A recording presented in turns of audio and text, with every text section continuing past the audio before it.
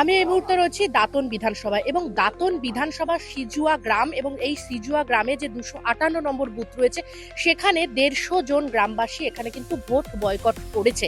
কি কারণে vote boycott করেছেন তারা এখানে দেখুন একটা জটলা হয়ে রয়েছে। তারা কেউই এখানে যে 150 থেকে 160 জন মতো মানুষ বসবাস করে তারা কেউই ভোট দিতে যাননি। কি কারণ, কি তাদের অভিযোগ আমি একটু শুনে নেব।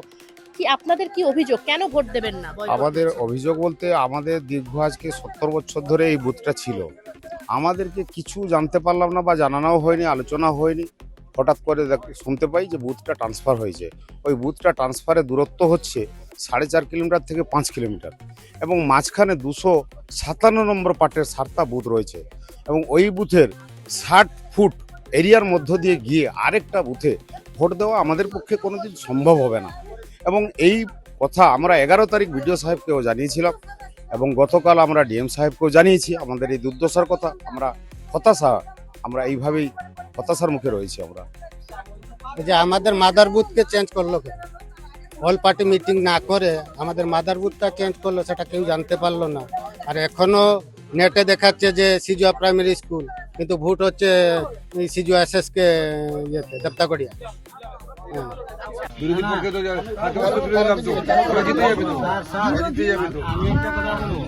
যখন দেশ স্বাধীন হয়েছিল তখন থেকে সিজুয়া বুথ আছে।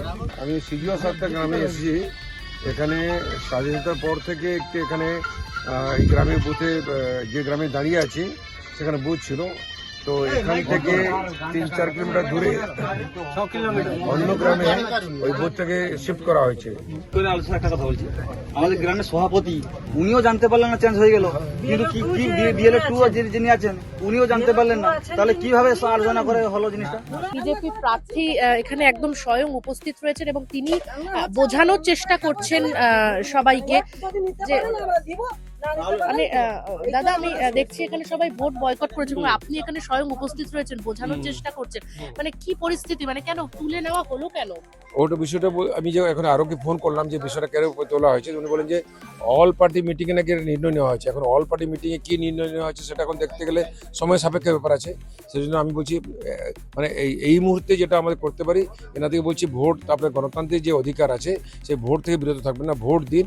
আর আমি এই কেন্দ্রে বিধানসভা কেন্দ্রে জিতছি এটা নিশ্চিত, সেটা এনারাও বলবেন আর আমিও নিশ্চিত জানি আমি জিতছি। সেই জন্য এনাদের কাছে আমি প্রতিশ্রুতি দিচ্ছি যে আগামী যে ভোট হবে, যেই ধরনের ভোট হোক না কেন, পঞ্চায়েত ভোট হোক, লোকসভা ভোট হোক বা বিধানসভা ভোট হোক, তার আগে এই কেন্দ্র পরিবর্তন করে ব্যবস্থা করব আমি।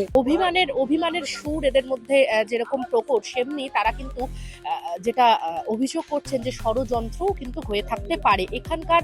মানে আমি যখন রাস্তা দিয়ে আসছি দেখছি বিজেপির ফ্ল্যাগে একদম ভরপুর এবং এখানকার মানুষজনও যেটা দাবি করছেন এবং স্বয়ং বিজেপি প্রার্থী আপনাদের দেখালাম অজিত কুমার জানা, তিনিও কিন্তু এখানে উপস্থিত রয়েছেন, মানুষকে বোঝানোর চেষ্টা করছেন এবং তিনিও একই সুর তার গলাতেও তিনি যেটা দাবি করলেন যে এখানে যেহেতু মানুষ বিজেপির দিকে ঝুঁকে, সেই জন্য হয়তো এখানে যারা এই 160 জন মানুষের বসবাস তাদের ভোটটা হয়তো নষ্ট করার জন্য বা তারা হয়তো যাবে না, সেই কারণেই হয়তো হয়ে থাকতে পারে কি যে এই সিজুয়া যে 258 নম্বর বুথ রয়েছে সেটাকে তাদের অভিযোগ যে 4-5 কিলোমিটার দূরে নিয়ে সরিয়ে নেওয়া হয়েছে। ক্যামেরায় জয়ের সঙ্গে নিবেদিতা, বাংলা হান্ট, দাঁতন।